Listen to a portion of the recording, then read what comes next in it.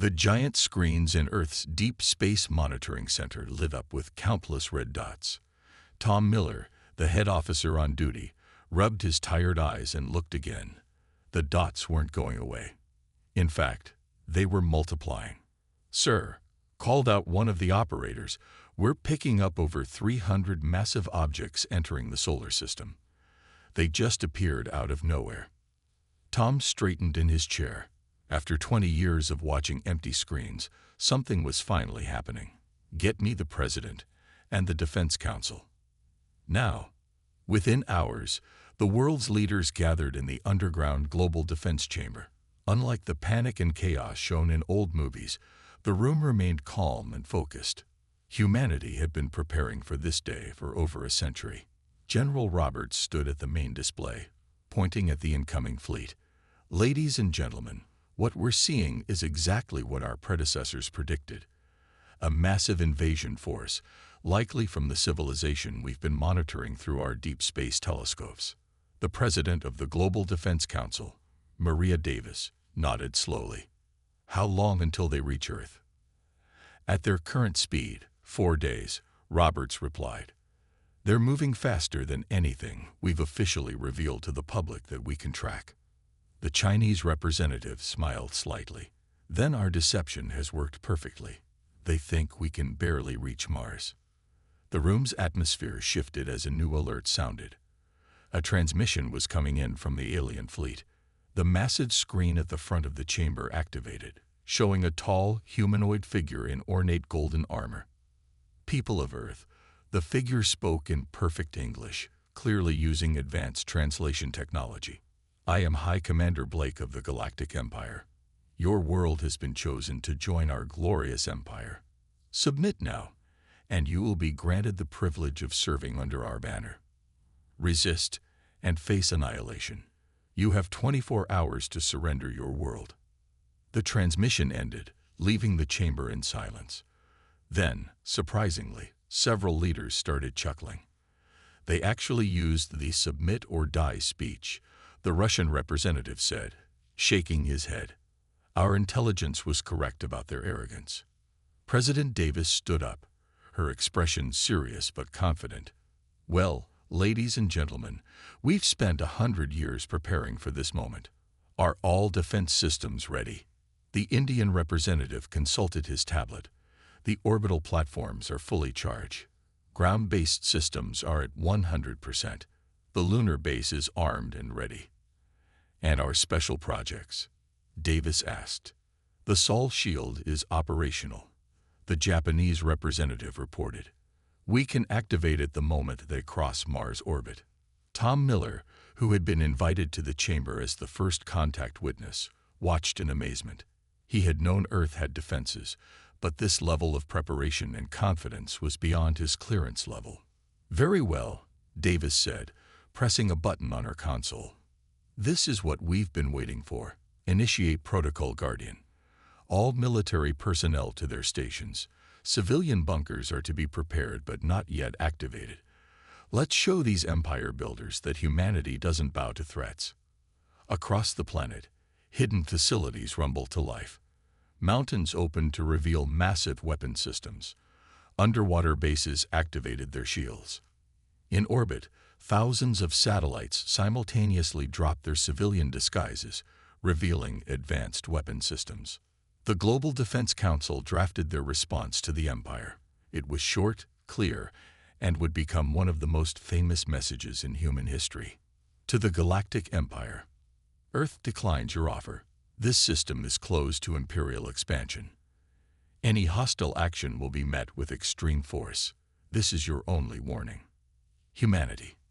As the message was sent, Tom noticed something interesting.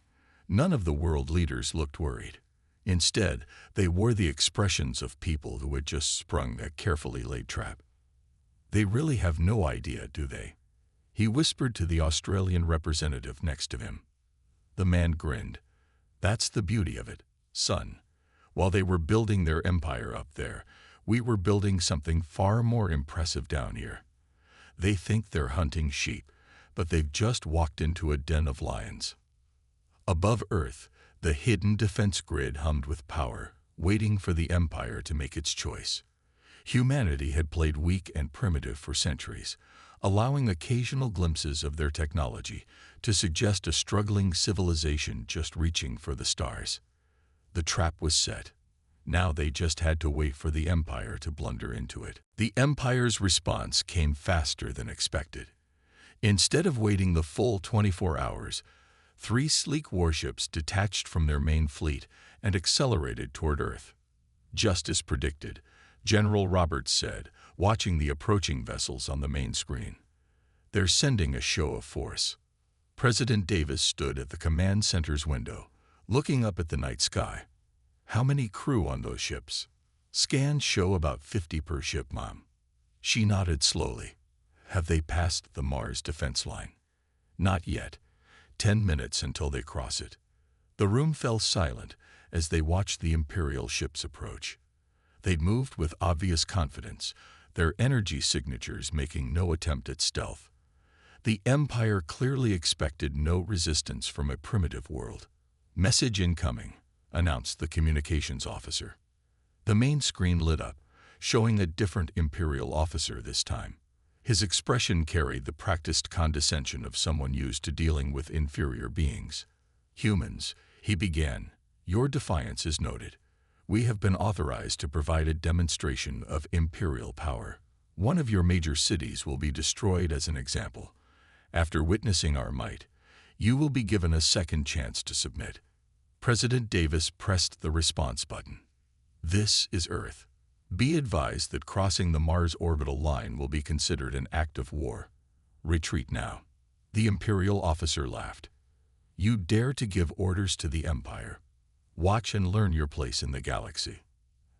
As the transmission ended, General Roberts stepped forward. "They've just crossed the line, Mom." "Very well." Davis pressed a button on her console. "Defense Platform 7, you are cleared to engage." Single-shot demonstration. High above Earth, looking like nothing more than a normal communications satellite, Platform 7 came to life. Its outer shell split apart, revealing a weapon unlike anything the Empire had ever encountered. It didn't fire a beam or a missile. Instead, it released a pulse of pure gravitational force. The effect was instant and devastating. The pulse caught the lead Imperial ship, and for a brief moment, the vessel seemed to fold in on itself like paper caught in a closing fist. Then it simply ceased to exist, crushed into particles smaller than atoms. The other 2 ships immediately stopped. Their sensors must have been going crazy trying to understand what had just happened. Before they could react, another pulse caught the second ship, erasing it just as completely as the first. The third ship began to turn, its engines flaring bright as it attempted to flee. President Davis raised her hand, and Platform 7 powered down. "Let that one go," she ordered. "They need survivors to carry the message." The remaining Imperial vessel accelerated away at maximum speed, not even bothering to maintain its dignified appearance. On the tactical display, they could see it broadcasting a massive stream of data back to the main fleet. "Well," the Russian representative said with a grim smile, "that should give their analysts something to think about." The Chinese representative nodded. 300 years of pretending to be primitive, and we just showed them our first card. How long until they realize it's not even our best one?" The fleeing ship had almost reached its fleet when Earth sent its next message. It was broadcast on all frequencies, encoded in ways that showed Earth's true level of technological understanding. "To the Galactic Empire." That was one platform, set to minimal power, firing twice. "We have thousands more. This is your final opportunity to leave the Sol system intact. Any further aggressive action will result in the full deployment of our defense grid. We repeat, Earth is closed to Imperial expansion." Humanity. In the following hours, the Empire's fleet remained motionless at the edge of the solar system. Their communications were frantic, filled with confusion, and for the first time in Imperial history, fear. "They're running tactical simulations," the intelligence officer reported. "Based on what they just saw, they're trying to figure out how many ships they'd lose in a full attack." President Davis smiled. And what are their computers telling them? All of them, the officer replied. According to their best calculations, they'd lose all of them. The council chamber erupted in satisfied chuckles. Centuries of preparation, of hiding their true capabilities, had paid off. The Empire had just learned a lesson that would echo across the galaxy. Don't mistake patience for weakness, and never assume you're the most advanced civilization in space. High Commander Blake paced in his flagship's strategy room, surrounded by holographic displays showing data from the destroyed ships. His best intelligence officers watched nervously as he studied the information for the 10th time. Impossible, he muttered. A civilization that just reached their moon can't have this technology. What are we missing? Intelligence Officer Adams stepped forward, holding a data crystal. Sir, we've completed our deep scan of Earth's historical records. You need to see this. The room's main display lit up with a timeline of Earth's space activities. At first, it showed exactly what they expected: primitive rockets, basic satellites, and clumsy attempts at space exploration. But then the analysis revealed something startling. These patterns, Adams explained, pointing to seemingly random satellite launches. They're too perfect to be random. Earth has been systematically building a defense grid for over 300 years, disguising it as civilian infrastructure. Blake leaned forward. Show me. The display shifted, revealing thousands of apparently harmless satellites. When their true nature was unveiled by the analysis, they formed an interlocking network of defensive platforms, each carrying weapons that the Empire's best scientists couldn't even understand. There's more, Adams continued. We found evidence of alien shipwrecks on their planet dating back thousands of years. They've had access to advanced technology long before we arrived. Another officer, Smith, brought up a new set of data. Sir, look at their internet traffic. The humans have been watching us for decades. They've mapped most of our empire without us noticing. The room fell silent as the implications sank in. Earth hadn't just developed in isolation. They had studied the empire, learned its weaknesses, and prepared specifically to resist them. Show me their power readings again, Blake ordered. The data from the destroyed ships appeared. The energy signature of Earth's weapon was unlike anything in Imperial records. It didn't match any known technology. They're not using standard gravitic manipulation, the science officer noted. This is something entirely new. They've developed their own path of technological advancement, completely different from the Empire's. Blake sat heavily in his command chair. And we just threatened them. A civilization that has been quietly preparing for centuries, with technology we don't understand. The intelligence team had one final revelation. Smith brought up a series of archaeological data. Sir, those aren't their real cities we're seeing. Most of their critical infrastructure is underground. What we can see from orbit is just the surface level. Their actual civilization goes miles deep. How did we miss this? Blake demanded. Adams cleared his throat. Because they wanted us to miss it, sir. Every piece of information they've allowed us to see was carefully crafted to make them appear primitive. Even their conflicts and wars seems to have been partly staged to maintain the illusion. The room's atmosphere grew tenser as more data poured in. Earth's apparent political divisions, their seemingly chaotic development, their apparent struggle with basic spaceflight, all of it had been an elaborate deception. Sir, Smith said quietly, we've detected energy signatures from their lunar base. They're not just defensive. Earth has the capability to project power far beyond their solar system. They could have attacked us at any time. Blake stared at the tactical display showing Earth's real defensive capabilities. The elegant trap they had walked into became clearer with each new piece of information. The Empire had thought they were dealing with primitives, but instead they had challenged a civilization that had spent centuries preparing specifically for this confrontation. Get me the Imperial Council, Blake ordered. They need to know what we're really dealing with here. Earth isn't a primitive world to be conquered. They're a sleeping giant that we've just awakened. As the communication was prepared, Blake watched the seemingly innocent satellites orbiting Earth with new respect and fear. Humanity had outplayed the Empire at every step, hiding their true nature until the perfect moment to reveal their strength. The Empire had arrived expecting to find sheep ready for slaughter. Instead, they had discovered wolves in sheep's clothing, armed with technologies that made the Empire's greatest weapons look primitive in comparison. The question now wasn't how to conquer Earth. It was whether the Empire could afford to make an enemy of such a civilization. The Empire's first attack came at dawn. Despite the warnings, despite the demonstration, they couldn't accept being defied by a single planet.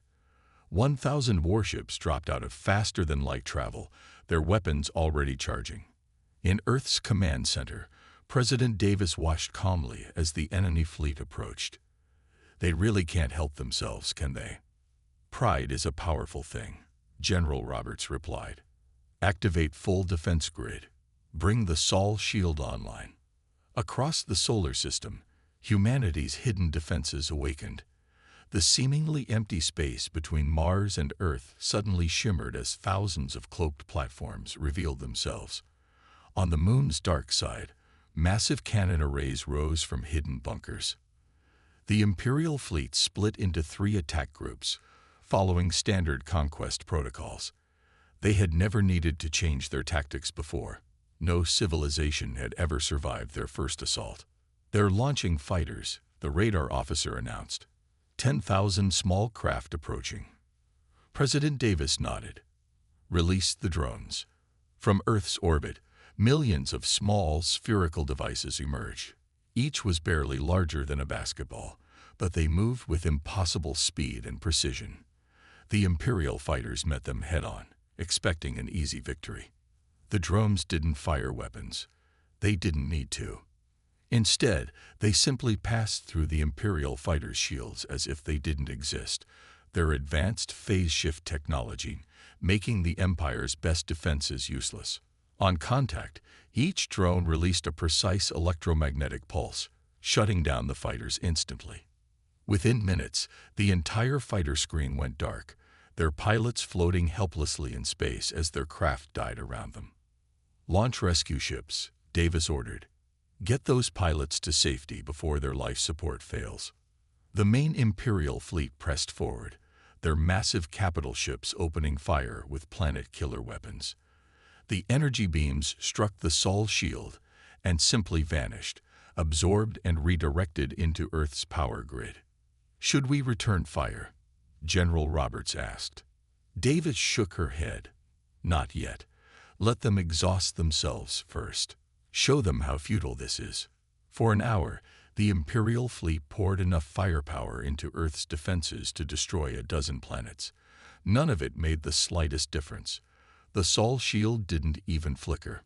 Finally, the Empire's ships began to show signs of power depletion. Their mighty weapons, designed for quick victories, were never meant for sustained combat. "Now," Davis ordered, "show them what Earth can really do." The defense grid activated, but instead of firing destructive weapons, each platform released a focused gravitational wave. The waves intersected with perfect precision, creating a web of warped space around the Imperial ships. Trapped in the gravity web, the mighty warships found themselves unable to move or fire. Their engines strained against the invisible forces holding them in place, but they might as well have been trying to escape black holes.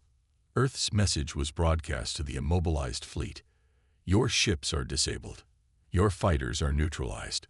We have rescued your pilots, and they are safe. Surrender now, and you will all be allowed to return home unharmed. Resist, and we will be forced to destroy your vessels." On the command ship's bridge, Admiral Blake stared in disbelief at his useless controls. Every system that made the Empire's ships superior was being held in check by Earth's technology. They had walked into this fight assuming their advanced weapons would overwhelm Earth's defenses. Instead, they were being treated like children playing with toys. "Sir," his second-in-command said quietly, "we have no choice." Blake closed his eyes. For the first time in the Empire's history, a fleet commander spoke the words, "We surrender." As Earth's rescue ships moved in to evacuate the Imperial crews, President Davis turned to her council. Make sure they're treated well.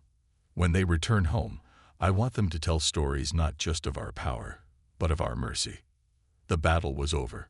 The Empire had launched its standard conquest fleet and discovered that Earth had moved far beyond standard warfare.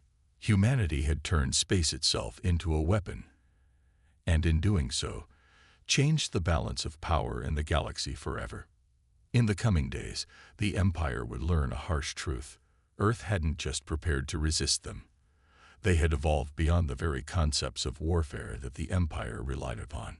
The age of simple conquest was over. News of Earth's victory spread across the galaxy like a shockwave. In the grand halls of the Imperial Palace, emergency meetings ran day and night as reports flooded in from nervous planetary governors. 3 more systems have requested independence, reported Counselor Reed, his hologram flickering in the palace's war room. They're citing Earth's success as proof that the Empire isn't invincible. The Imperial Council sat in uncomfortable silence. On the massive display before them, red dots marked the growing number of worlds showing signs of rebellion. What had started as a simple conquest had turned into a crisis threatening the Empire's very foundation. In Earth's diplomatic chamber, President Davis met with representatives from these rebellious systems. The alien diplomats looked around in wonder at Earth's hidden technological marvels, now partially revealed to select visitors. "Your world has done the impossible," said Ambassador Green from the Centauri colonies. "You've shown that the Empire can be stopped. We want to know how." Davis smiled. "We didn't just develop weapons. We developed independence. Each of our technologies was created to ensure no outside force could ever control us." The meeting was interrupted by an urgent message. The Empire had sent a new diplomatic envoy, not to threaten, but to negotiate. The Imperial diplomat, Lord White, entered the chamber with none of his civilization's usual arrogance. His eyes darted around the room, taking in technology that made his own look primitive. "Earth," he began, "the Empire proposes a treaty. We will recognize your independence and your right to your entire solar system. In return, we ask only that you don't share your technology with other worlds." President Davis leaned forward. "You still don't understand. We won't become what you are, a force that suppresses others for power. Every world has the right to choose its path." More reports came in hourly.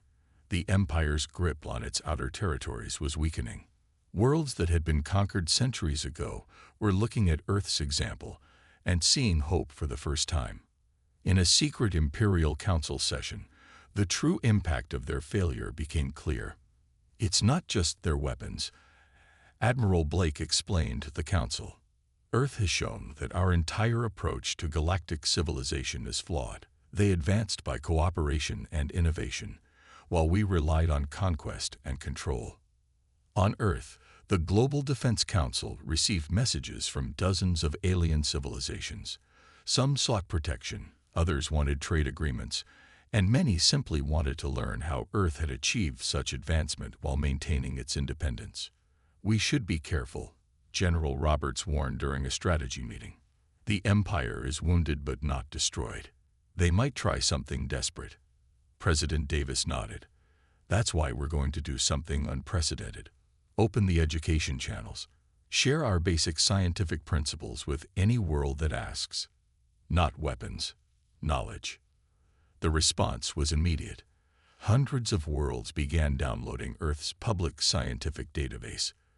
The Empire's stranglehold on technological advancement was breaking.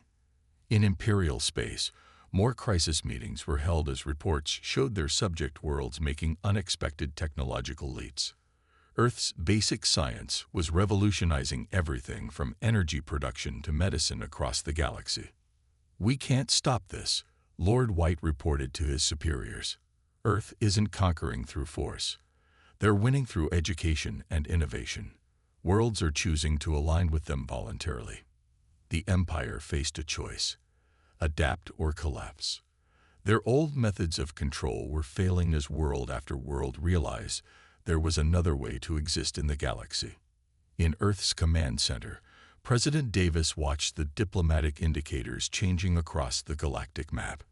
The Empire's uniform red was being replaced by a rainbow of independent systems. "We never wanted to fight them," she told her council.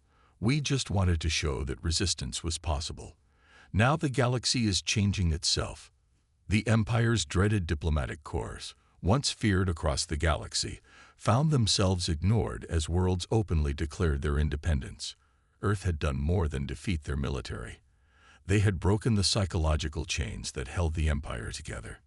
A new galactic order was emerging, built not on conquest and submission, but on knowledge and cooperation. And at its heart was the planet that had dared to say no to an empire. The Imperial Council's emergency alarms blared through the night.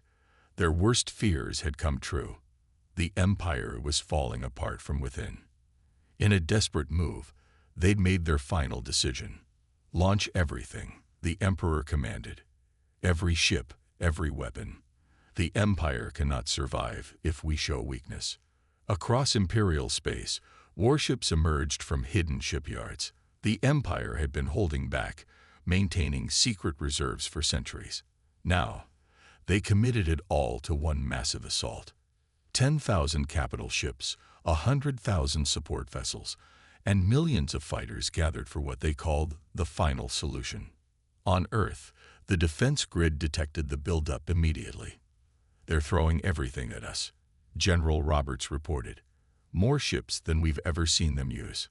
President Davis stood at the command center's window, watching the stars. "They still think this is about military power. Activate the Liberation Protocol."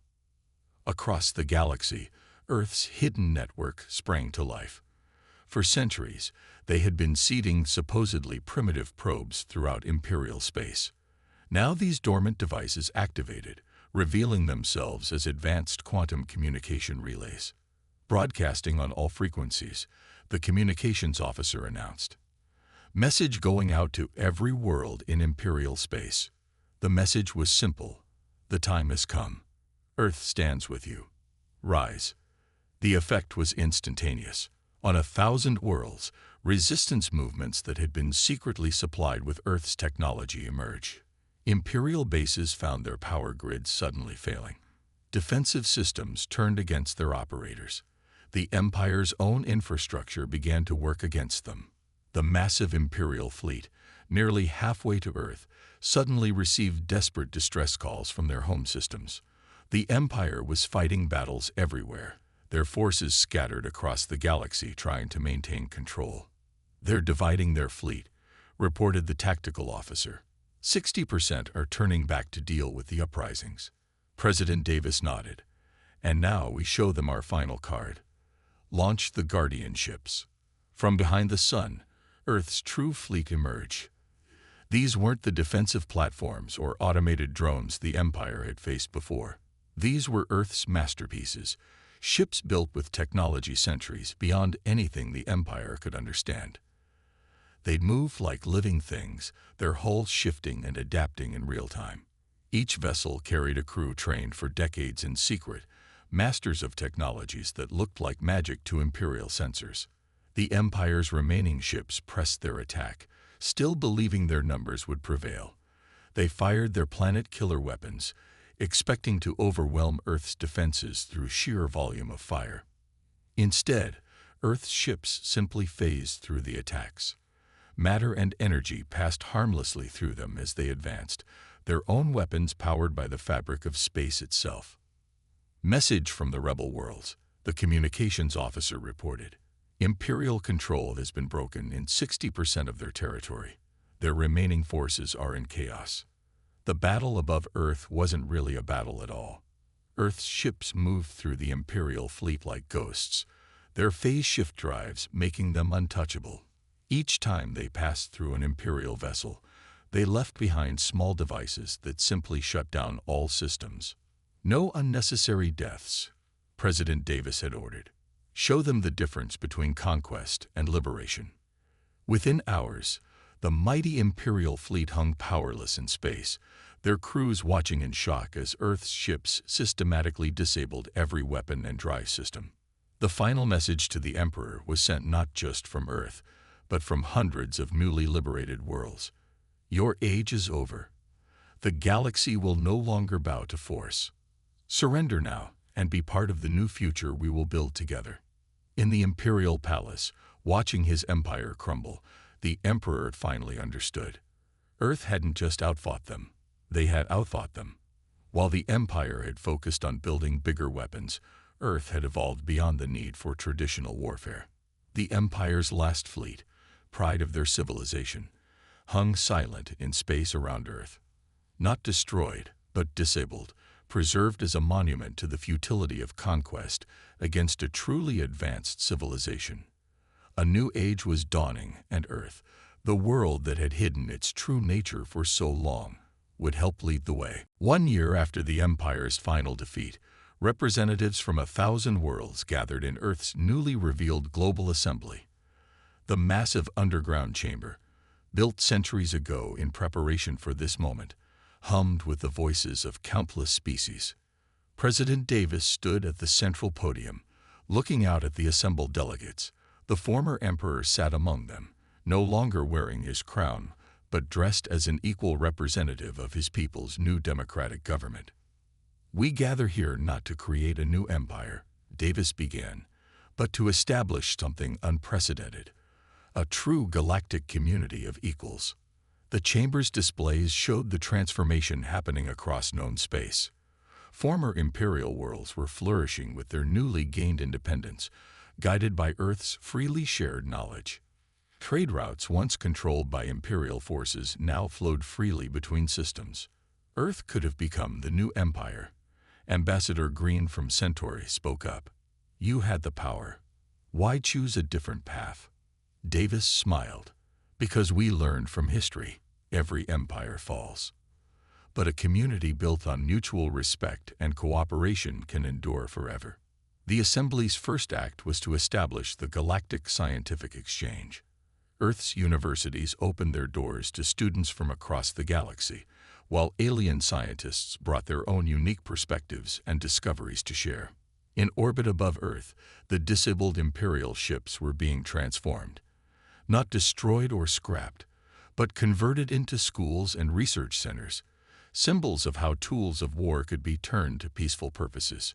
"The Empire's greatest mistake," explained General Roberts to a group of alien military leaders, "was thinking that advanced civilization meant advanced weapons.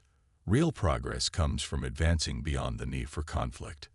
Earth's long-hidden achievements were finally revealed in full. The Sol Shield was actually a prototype for planetary protection that could be shared with any world. The phase shift technology that had seemed so mysterious was being adapted for peaceful space exploration. The former imperial capital, once a monument to power and control, was transformed into the galaxy's largest university. Former imperial officers found themselves teaching alongside Earth scientists, sharing their knowledge freely rather than hoarding it for power. "We kept our advancements secret not out of fear," President Davis explained to the Assembly, "but because we needed to be ready to help guide this transition. If we had revealed ourselves too soon, the galaxy would have just traded one powerful ruler for another." The changes weren't always smooth. Some worlds struggled with their newfound independence. Earth established the guidance protocol.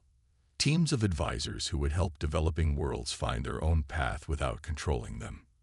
In the chamber's private meeting room, the former emperor spoke with Davis. "I understand now," he said quietly. "We thought advancement meant conquering others. You showed us it means helping others grow." Reports came in daily of new discoveries and breakthroughs as thousands of civilizations began sharing knowledge freely. Problems that had plagued individual worlds for centuries were solved through cooperative effort. "This is real power," Davis told the Assembly. "Not the ability to destroy or control, but the strength to build and nurture. Earth doesn't want subjects or servants.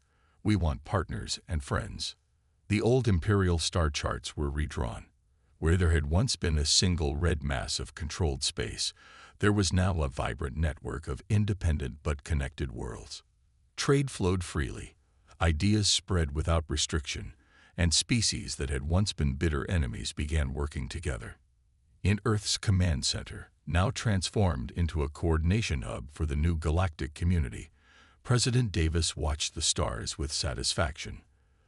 The defense grid remained, not as a weapon, but as a guardian, ensuring that no new empire would ever arise to threaten the freedom they had all fought to achieve.